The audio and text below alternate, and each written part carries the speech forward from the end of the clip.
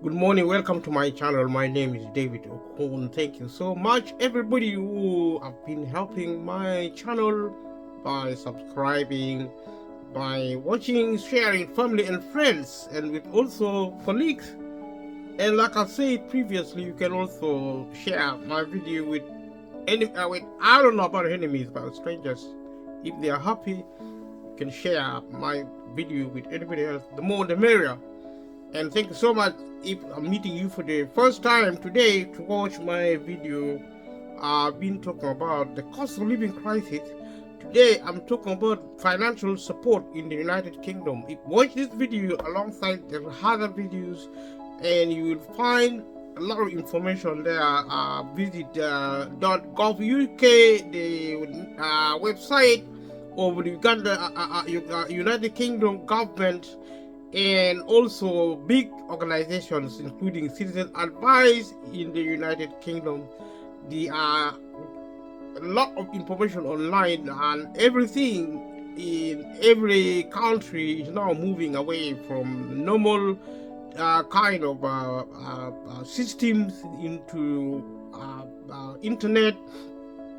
Everything is going digital, being done online, including actually universal credit as a system, of finance or money, actually support given to financial support given to people who need help in the United Kingdom, particularly at the time of the cost of living crisis. We have been discussing this periodically, and we're continuing to look at specifics today. And this is a continuation of what we saw in the previous videos. And today we're going to look at how rent is actually treated, how it behaves with universal credit. If you are on universal credit, there is something called the housing element, which is actually a benefit given to people who need benefit to pay for rent, for their house rents. And equally, people who actually who are on housing benefit, which is legacy benefits, are now moving on to universal credit. If you watch this video and the rest of the video, you will understand the idea of legacy benefit, which is all type of benefit now being shut down and being replaced by universal credit. Universal credit is replacing so many different benefits, about 6 or more. And we're discussing about the benefit, but let's just try to concentrate on specifics. If you don't mind, leave a comment below and let me know your feedback. And we are getting a lot of positive feedback. I'm so grateful for those who are giving feedback. Every time they watch my video, they are giving positive feedback. Some people actually watch my video quietly, which I also appreciate. Others share. I mean, whatever you do, whether you don't watch it, is also good, because at least you have seen the video. And also, for those who have watched it, you also got an idea how to get help. And my suggestion to individuals who might need help, a lot of people actually need help, especially now with the cost of living crisis. There are so many support actually being given. It's challenging to get this help, but do your best to get them. And that is what I can say, because if you leave, the level of benefit is quite little. Don't despise it. Do yourself a favor, get it. Humble yourself, get benefit, because there are passport benefits. If you are on a certain benefit, you get other support also. Say maybe if you are starting a small or medium business, you might get a grant if you are actually looking for work. And I'm not saying it is easy to get a grant for small business. All these things are actually available. You can go through the local authorities, you can go through Citizen Advice, you can go through different channels. But internet is really important at the moment. But there are still support also face to face, also remotely, maybe on the phone or something like that. Let's go back to talking about our rent operates. Especially we're looking at our rent operate. If you're renting privately, if your landlord is a private landlord, It's called, you actually refer to it as a private tenant in the United Kingdom. If you comment below and let me know how you actually call somebody who is renting privately in the United Kingdom. We often refer to these individuals as being renters from private landlords.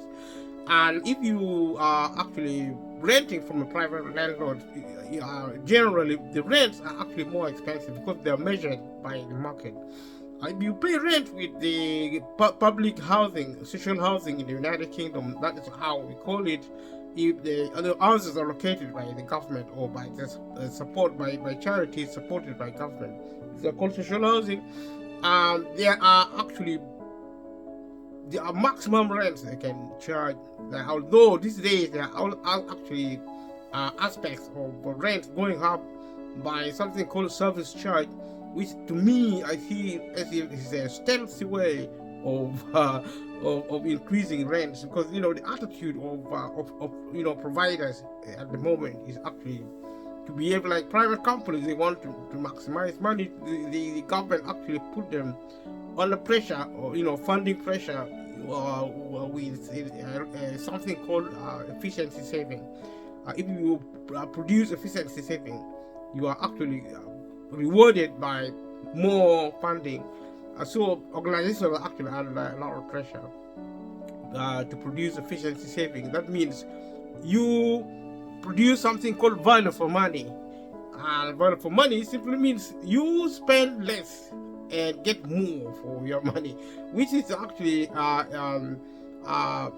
in my honest opinion, I think the government is just losing its credibility.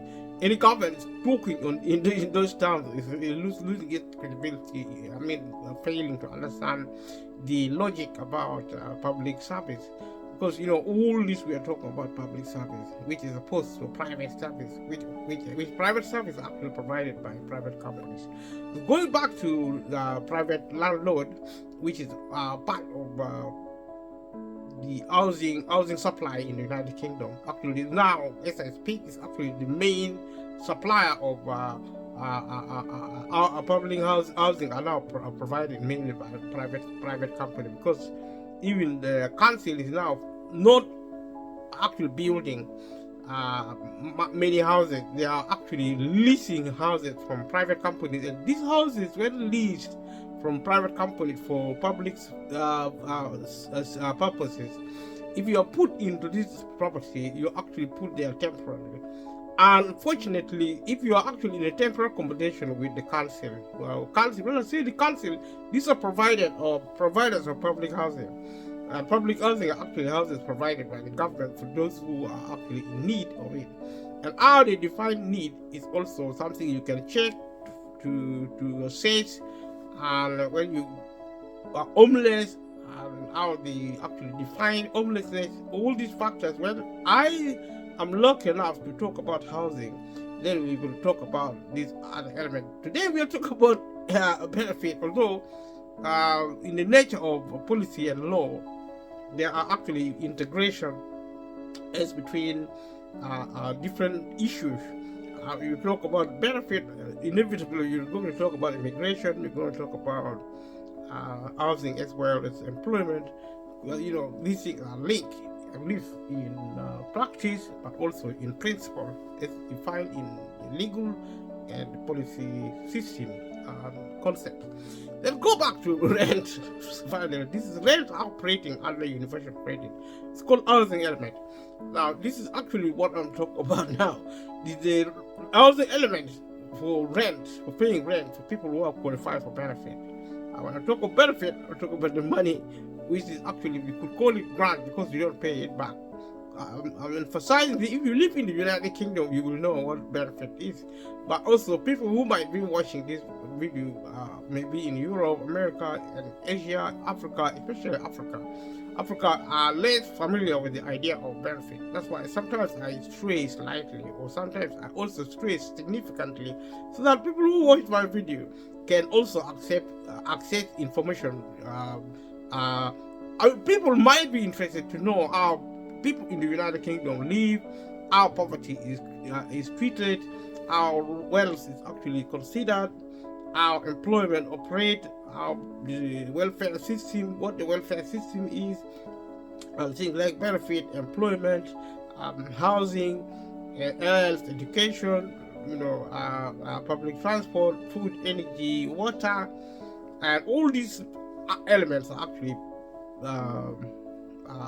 public policy on the welfare sector,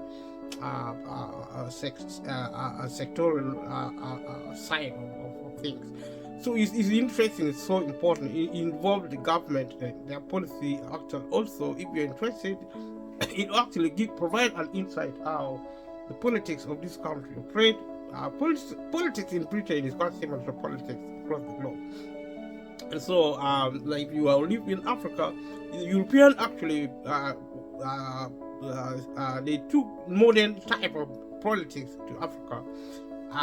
If I'm correct, I mean, within the available information, researchers can find out something else.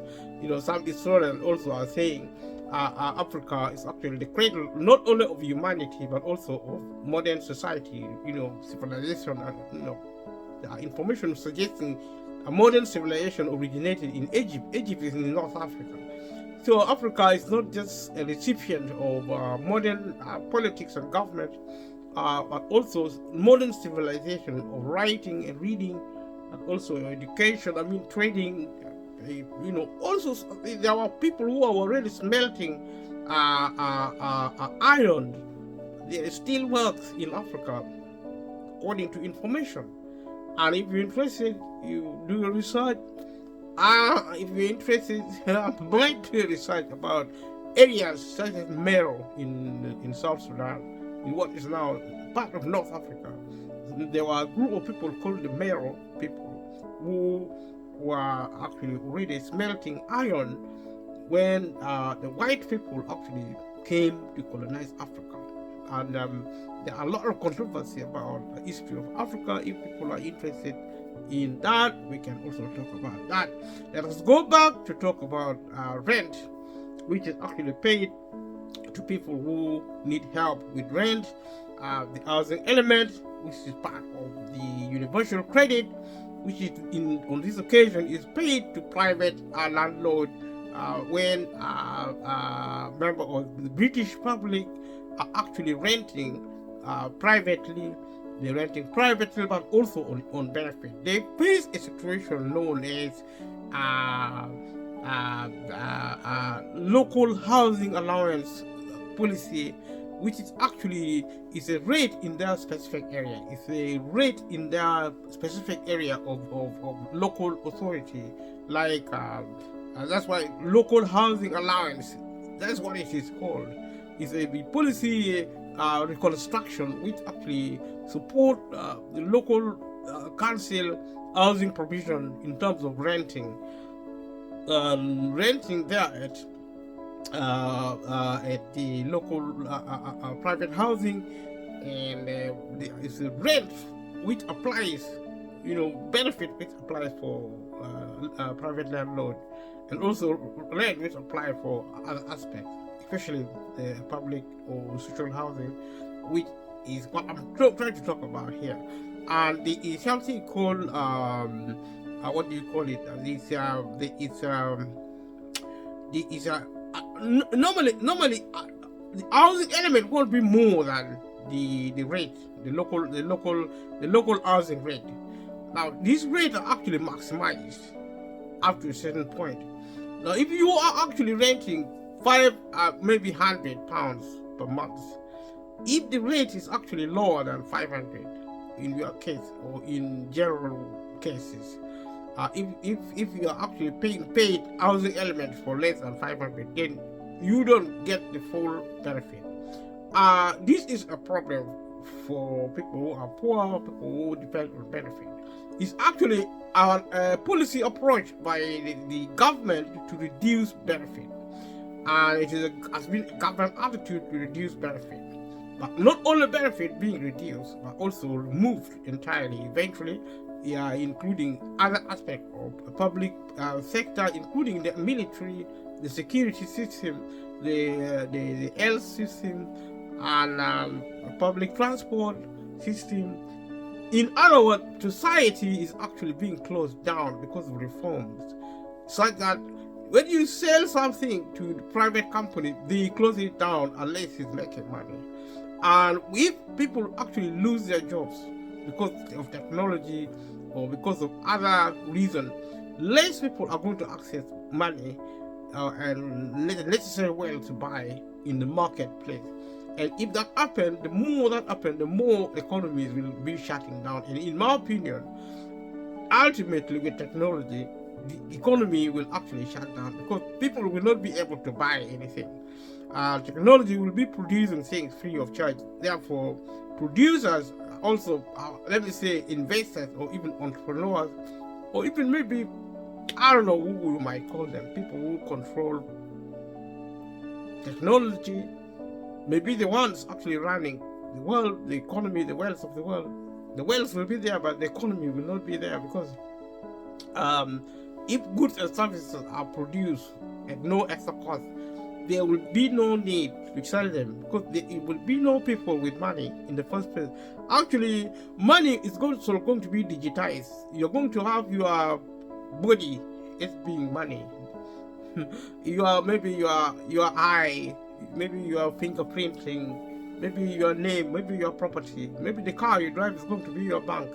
That is digitization of currency. And it relates to something like, now in the United Kingdom, we only use, I think now it should be less than 30% of our money or currency being cash. So we're getting rid of cash. If you go to the bank, most banking is now done online. You download your app on your mobile phone. You go to the bank, you will be probably using computers, devices at the bank. And if you go to supermarket, I've made this point previously, just to illustrate the point that they exchange. All these things are not happening accidentally, because if you go to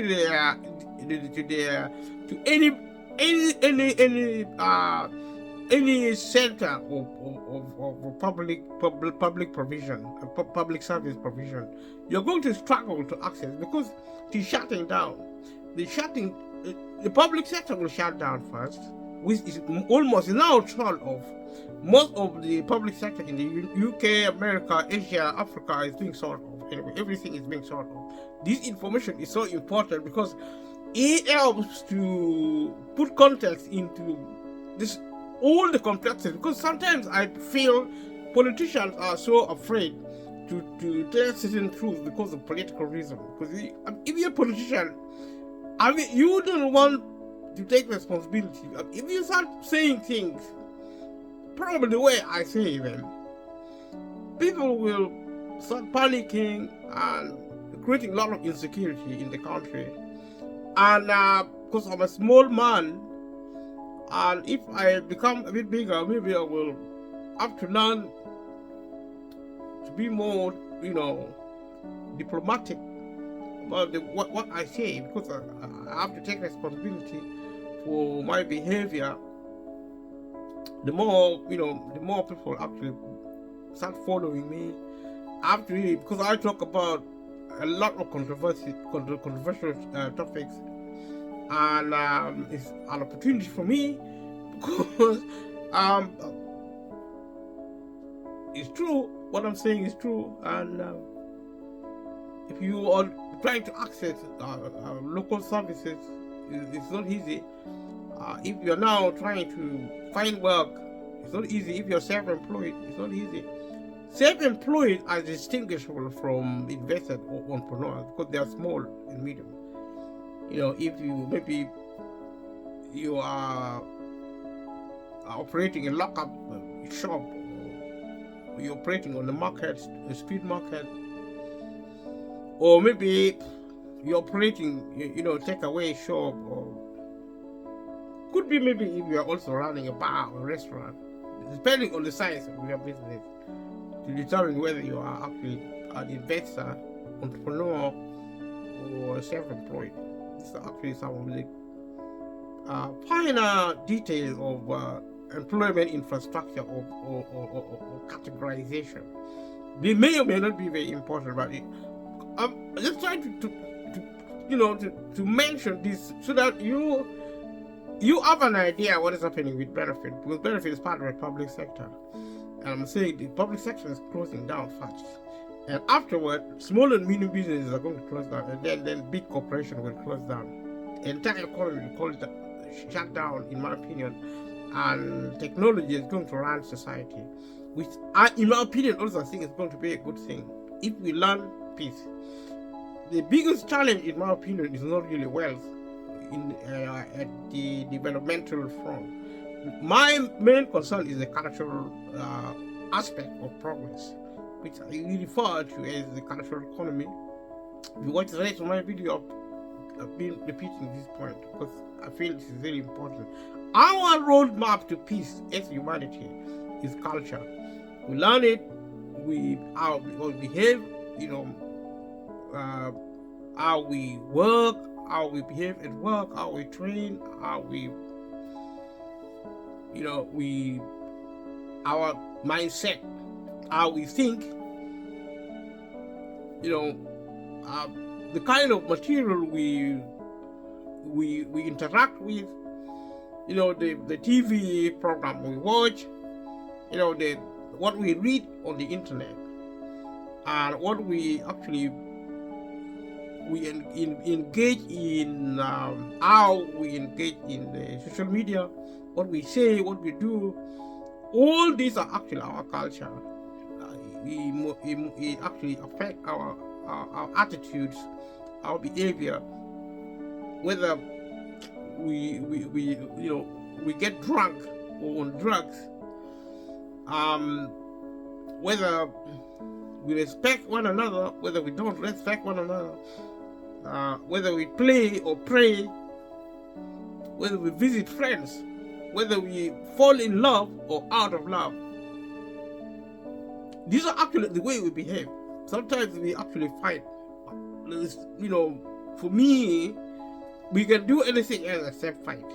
Because if we are actually good people, then probably we can fight for our rights. But if we who are actually fighting for our rights to do something wrong, then what is the point of fighting for something which is wrong? And this is actually a cultural question. It's to be distinguished from the law and policy, because the law is there to punish us if we do the wrong thing.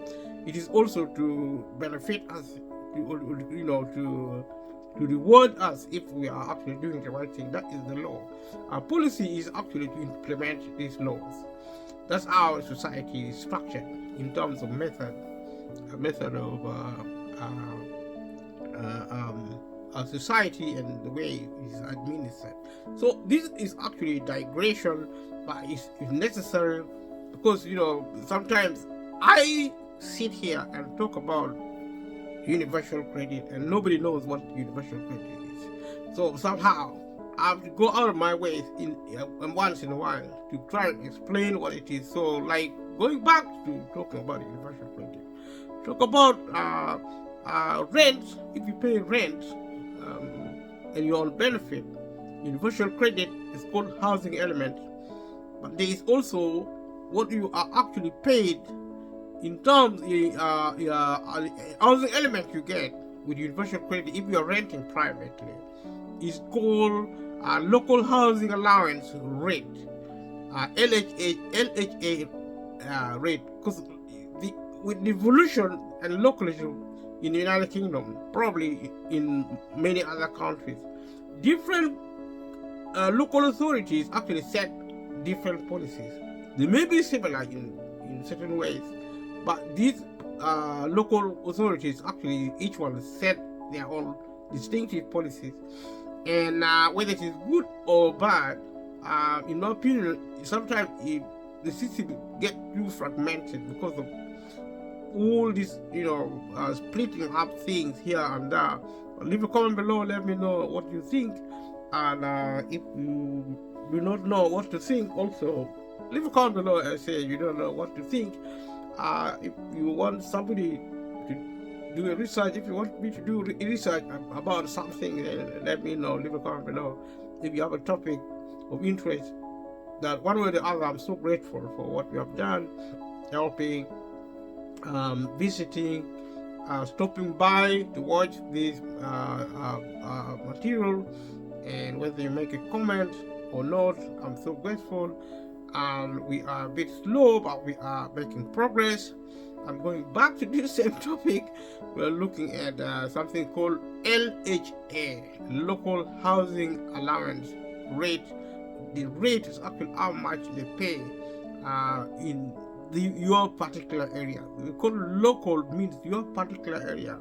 Housing allowance is actually payment. It means it's money.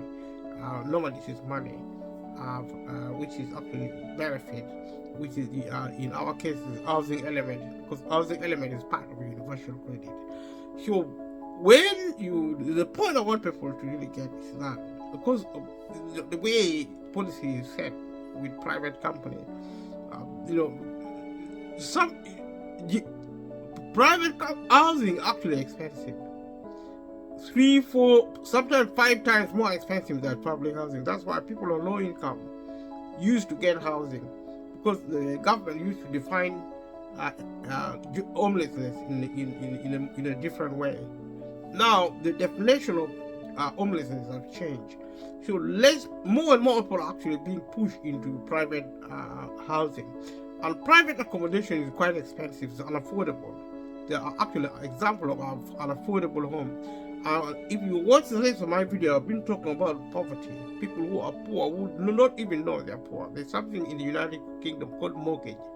Mortgage, you get it to buy a house in the United Kingdom. If you live in the UK, you probably know, you will most likely know what a mortgage is. And also maybe in Europe and Asia, America as well. But maybe in some parts of Africa, but Africans largely still build their own property. Doesn't mean that Africans are out of poverty, but Africa as an economy is significantly different from the developed world, because it is classed as a developing world, which you can do a research. What is a developing world? Leave a comment below if you know what a developing world or developed world, the difference. Be interesting to have a conversation, a discussion about this concept, because this is our life. It is how we make life exciting. By talking about situation, talk about issues, and getting to learn things. The more you know, the better. Actually, knowledge in the contemporary world is a survival strategy. If you have to survive, you have to have some knowledge. And the internet is a major opportunity. You can spend more time online and learn almost anything you want to know. This is a phenomenon which is now is leading to something called deschooling. Deschooling is a concept now being developed and, in my opinion, being applied in schools, where government are actually now changing the way school curriculum is designed. And in some instances, we are now departing from a conventional mode of education, academic context of education. And there are a lot of dynamics involving education, especially the way exams are treated for young people, whether young people are passing or not passing. Because if you don't pass exams, most likely you're going to be advised or encouraged to do apprenticeship. And that is another discussion on education. Do research, leave a comment on that, because that is actually the growth of knowledge. So knowledge is really power, and self-learning is now becoming a phenomenon. So apprenticeship is on the increase, job training is on the increase. They are actually what do you call it? They are accredited. These trainings are actually accredited. Some of them are free, most of them are actually paid for. If you're on low income, you're on benefit, you get some of these training free of charge. They are useful trainings. They teach sometimes communication, basic English, maths, computing, customer service, maybe other care work, health and social care, retail, hospitality. All these things are actually online. You can do your independent learning. If you don't work, you have an opportunity to take opportunity, claim benefit. With benefit, you can access training, free training, keep you busy. You learn a lot, and you might even get a better job. But like I said, in terms of employment, do your best to get a job. But increasingly, people will be losing their jobs. They will be, because technology will be taking over in the next decades or even millennium. In the next 10, 20, 40, 50 years, or even 100 years. So things are changing. So it's important to be involved. And it is exciting times. There are so many issues to talk about. Today, I was actually determined to speak specifically about but there's also the temptation to try and illustrate these points, because sometimes information gets so integrated, and if you focus on certain things without illustrating it tends to lose meaning even. But these things are important. It's a matter of your livelihood, whether you're in a developing world in Africa or you're actually in the developed world. Thank you so much for watching up to this time. Subscribe to this channel if you haven't subscribed. Share with family and friends. Click notification bell, and leave a comment below so that we have a conversation.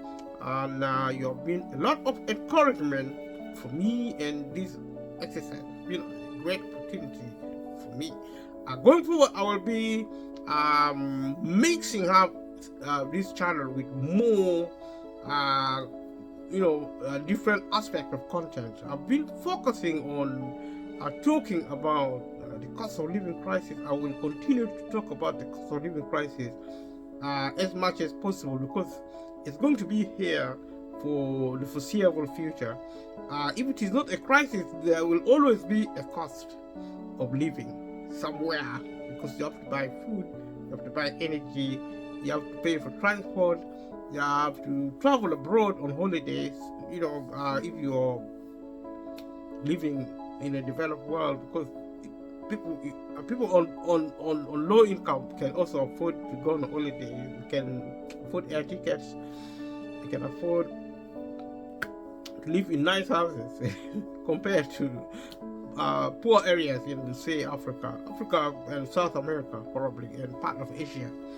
That's where, and probably the Middle East, there are still a lot of poverty. Poverty sizes we don't see elsewhere, but things are changing very quickly, even in Africa. Wealth is actually trickling down the continental economies. And leave a comment below if you think you are actually getting richer in Africa. If things are getting better in Africa for you. Leave a comment below. If wherever you are, let me know how your life is. Thank you so much for your participation, for being around. We are going back to universal credit to look at these are actually information I give deliberately, because they point to the overall system of policy and law in the United Kingdom, especially the welfare aspect of it, which welfare actually is a discussion about cost of living crisis, because this is the welfare system and the welfare services is the only way to solve the problem of the cost of living crisis. The government may grow the economy, but because of capitalism, and because capitalism actually has been weaponized by politicians, by the ruling class, as a weapon, it's an instrument of rule, and it has become violent. Not because it is capitalism, but it is because society have decided, a group of people actually have decided to rule over other people. So this actually is violence, because no one should rule over anyone. The ruling class should not exist. Then there will be peace. But peace cannot be imposed on people. It is a process.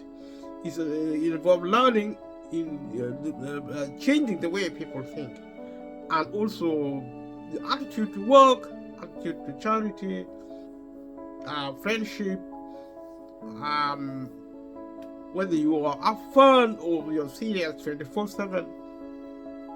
You can be a serious person or you can have a laugh.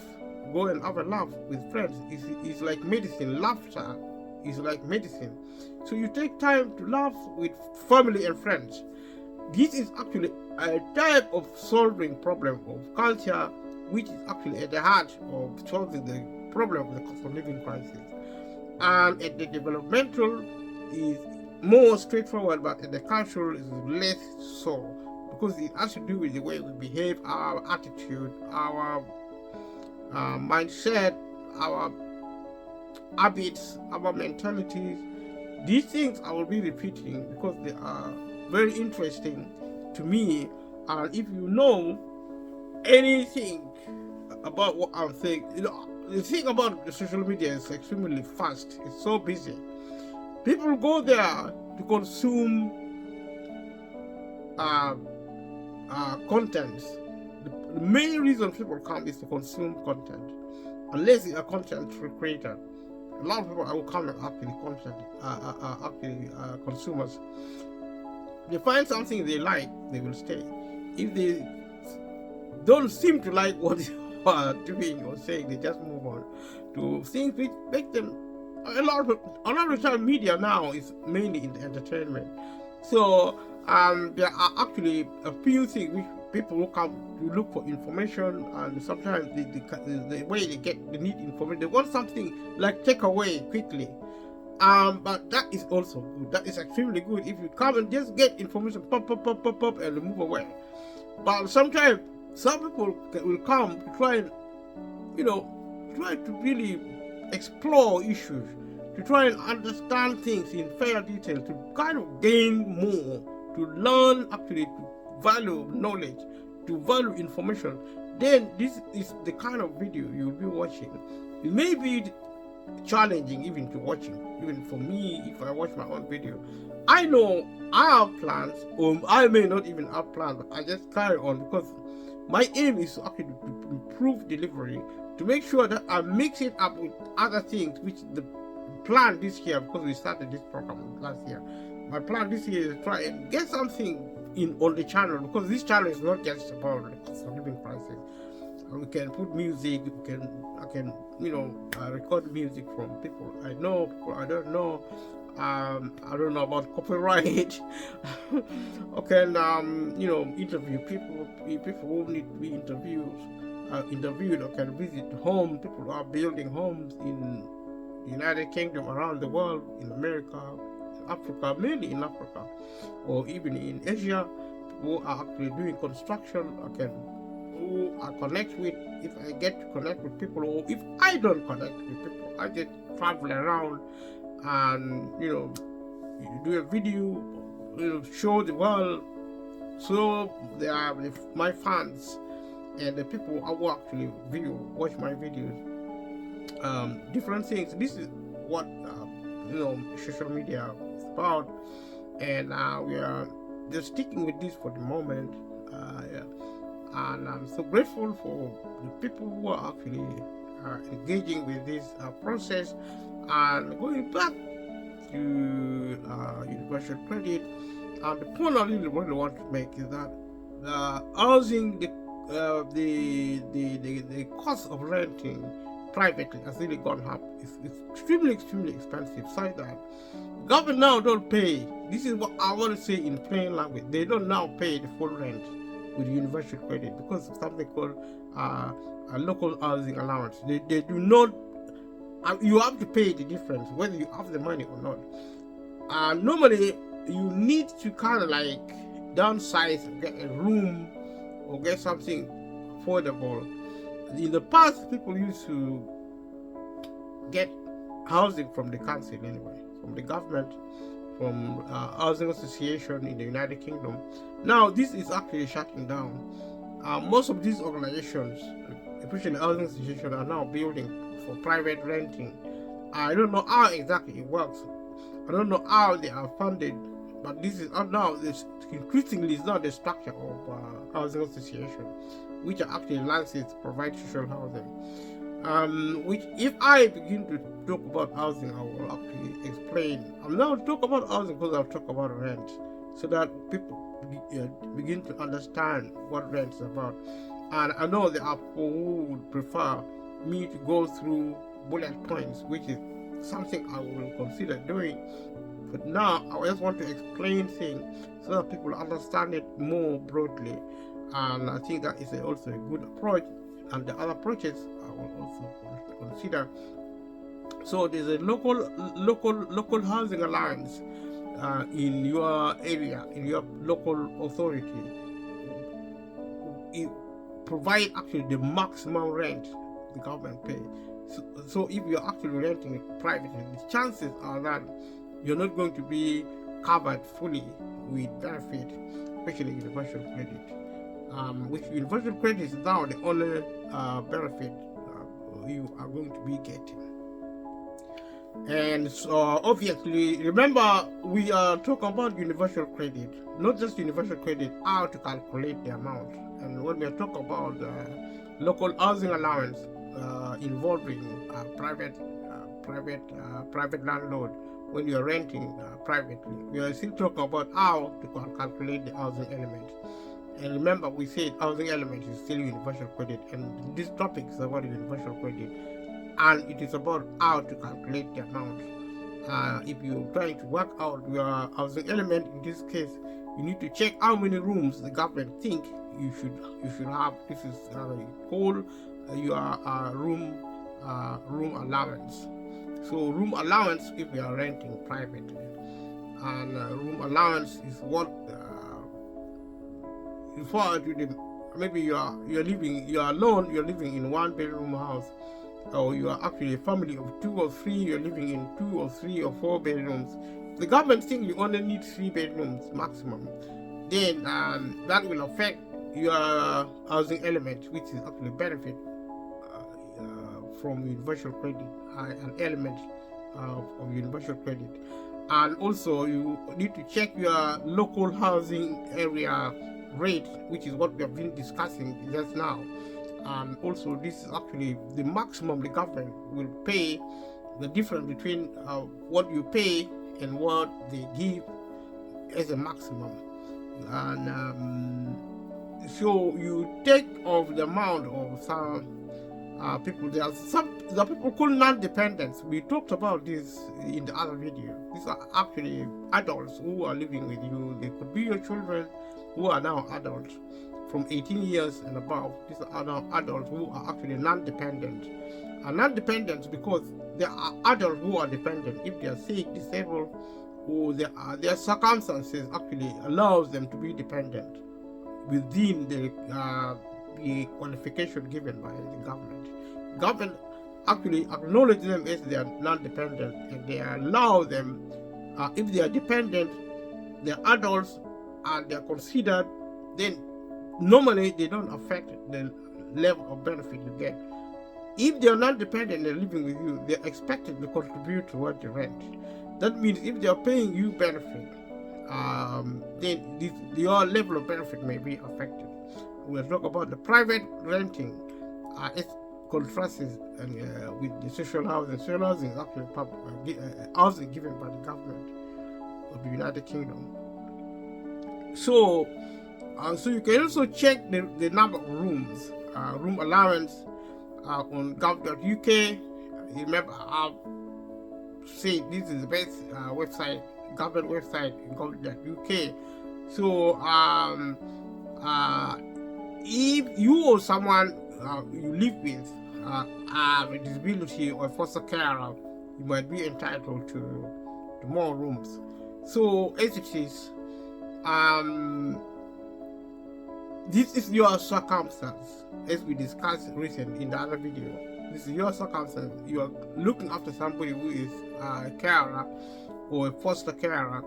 So this actually, all these elements you look at, because they affect the level of benefit you get, whether you get more or you get less. So So you check if you can get an increase in room allowance. Yeah, and an increase in room allowance means the number of rooms you are allowed to have for purposes of benefit or other consideration within the universal credit framework. So you also once you know your room allowance, then you look at your local housing area rate on Government UK, and if your rent is less than your local area local housing area rate, for the example, I mean, what I've been now explaining to you, and if your housing elements, if your housing element is actually less, then you get a deduction from your benefit, because it means the property you're living in is actually more expensive than what the government would think. So your housing element might also be reduced accordingly if there is a non-dependent, like I said, living with you, and because they're expected to pay, and if somebody who is expected to pay their share of the rent is living with you, non-dependent, often parents, can be non-dependent, can be your parent, can be grown children, friends or relatives. But your partner, if you are like your wife or your husband, is not considered non-dependent. So that point is important. Or your partner, or somebody who you live with, as you're married, as if you're married, these are actually excluded from that definition, whether or not they are non-dependent. So you can check who counts as non-dependent online, and you can also look at what the housing element will be paying for. We have also discussed this, we are repeating them. So you can't get housing element for paying debts. So if you're actually debt, if you're behind on rent, for your current or previous home, that's for example rent arrears. If you're actually in debt with rent debt actually is called rent arrears, because that's how it is called, debt, because you haven't been paying your rent.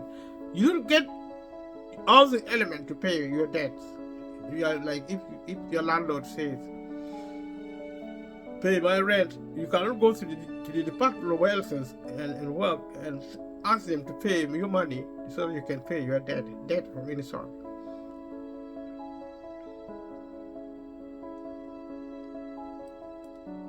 So you cannot also get the housing element if you are actually living in a care home. This means the care home is actually being paid for, because the whole point about you having a home, because you're homeless. If you're in a care home, then you're not homeless. So there is also ground rent. If you're renting the ground, then you're not getting the housing element, because housing, you don't live on the ground, because this is about housing. It's not about the ground rent. So if you're if you are actually in a temporary or emergency housing, you will need to claim housing benefit. We have actually discussed this before. And also, normally temporary or emergency housing is given by the council, by the government, local government. It's not given by private landlords, unless these landlords are subcontracted by the government. Normally, the subcontract from private companies, and you live in them as a private, as a temporary or an emergency housing occupier. You rent in that status. It's called housing status, but this is about benefit, about housing. So you will need to claim housing benefit if you're having to live away from your usual home.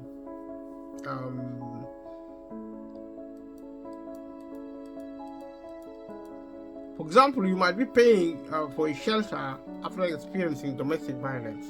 That's an example. If you live away,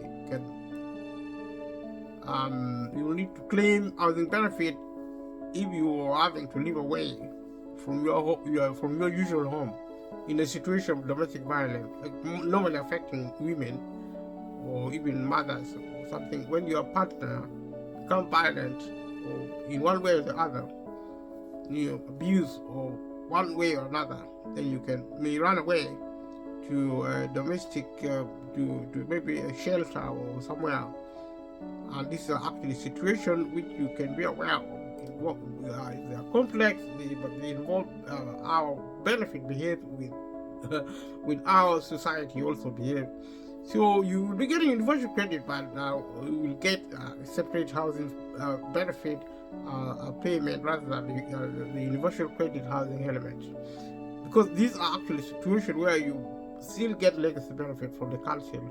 The council pays housing benefit, but the Department of Work and Pension pay universal credit, including the housing element, which is actually the same with housing benefit, but they are named differently for policy and practice and procedural issues,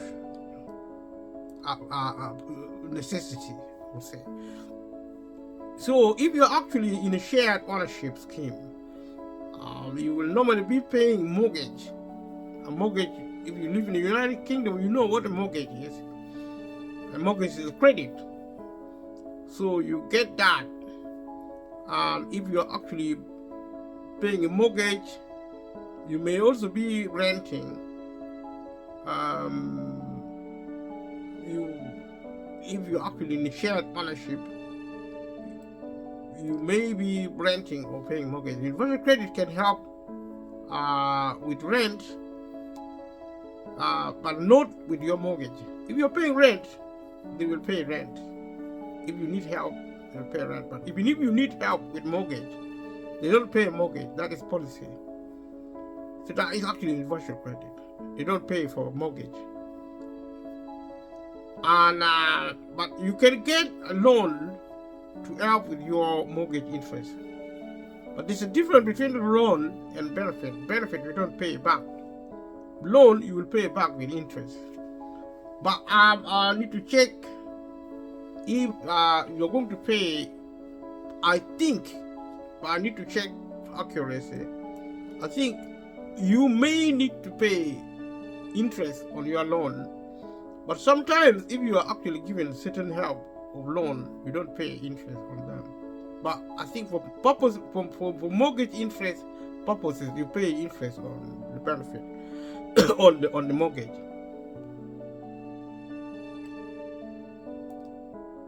So if you are getting help with housing costs, and if you are renting privately also, you can also still get help, like I said before. And you can get help with rent for your council home as well.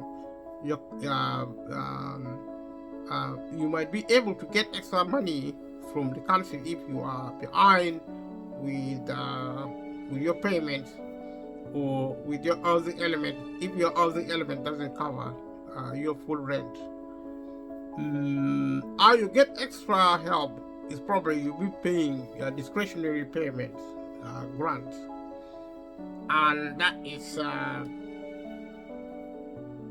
discretionary payment means you are not really entitled to. You may be considered for it, but it's not an entitlement, so you don't get it by right. That's the difference between discretionary payment. So this is what they talk about. You get extra money from the council if you're behind with your payment. And when you talk of being behind with your payments of your housing element, which doesn't cover all your rent, because that is the situation created when the government doesn't pay the full rent. It's a government policy, but also they look at your circumstances. Sometimes, discretionarily, they may decide to help you here and there. They might not. That's the problem with the extra money they talk about. They talk about extra money you might be able to get. which actually I think it is grant. I think it is a discretionary grant, and I think personally, in my opinion, I think that is a bad policy. I think the government should stop those kind of policies, because discretionary support is not good enough for people who need help from the government. But that is a different story altogether. And thank you again for being there with me and also watching this video and leaving a comment. If you leave a comment, this is fantastic. And every time I get feedback from people who actually watch my video, it's quite enjoyable. It's a very enjoyable feeling. I feel good about that. And we are looking at how the Department for Work and Pension operate universal credit for purposes of housing, the cost of housing.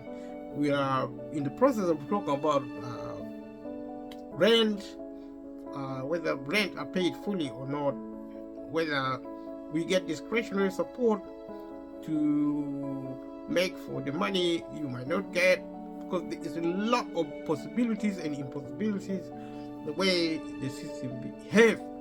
And so let us look at universal credit as an element, and we are now looking at children, which is actually what used to be child tax credit, which is a legacy benefit, which is now we refer to as the child element of universal credit. We'll talk about universal credit. So your child will get a child element if you're responsible for a child normally who normally lives with you.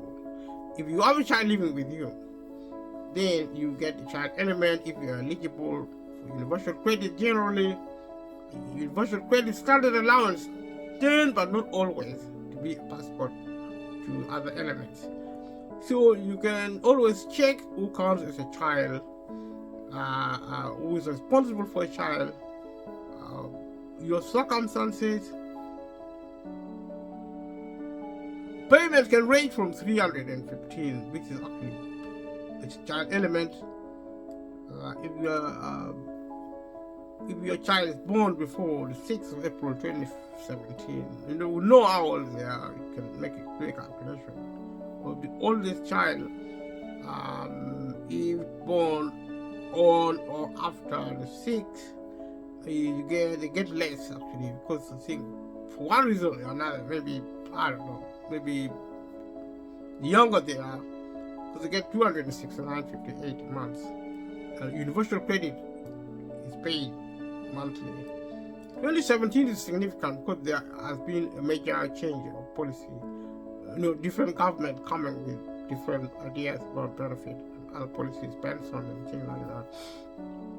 And for the second child, for each child eligible, each eligible child, you get 269.58 pounds. After that, if one child is disabled, you get 146.1.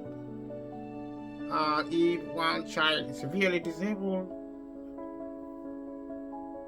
you get 456.49. These are child elements for sickness and for elderly people, children. Getting a payment for 3 or more children, you will usually get universal credit, a payment for 3 or more children, if they were born before the 6th of April 2017. There are some exceptions. You might still get a payment for 3 or more children if they have multiple births, if there are like 3 children, or if there are 2 or more children other than other children, they won't get payment for the first child in the multiple births. or you could still get if you have adopted a child from the UK, unless they were the child's step parent immediately before adopting them. So if you are actually step parent before adopting them, then you don't get payment. But you also get payment if you're caring for someone else's child in a formal care arrangement. So if you're caring for someone else's child, also you get in an informal care arrangement where otherwise the child would be in care, and these are actually something people are familiar with. And you also get if you have a child from a pregnancy that was from rape or a controlling relationship. Find out how to report this and get help if you need help, and you still get paid if you are responsible for a child under 16 who has their own child, and also they are both living with you. If your child as a child, for example, so you still get child benefit. Your child is a child, and their child is also a child, and they both live with you. You still get benefit. The child element, in other words. You can check this online in different ways. You go online, you can check this information for further details, as always. So if you watch up to this time, give yourself a big pat on the back, because you're a champion. And thank you so much for watching this far. Thank you for your support, for subscribing. Subscribe to this channel as always. And if you haven't subscribed before, share with family and friends. Be an ambassador, and leave a comment below. Thank you so much. See you in the next video. Thank you. Bye bye.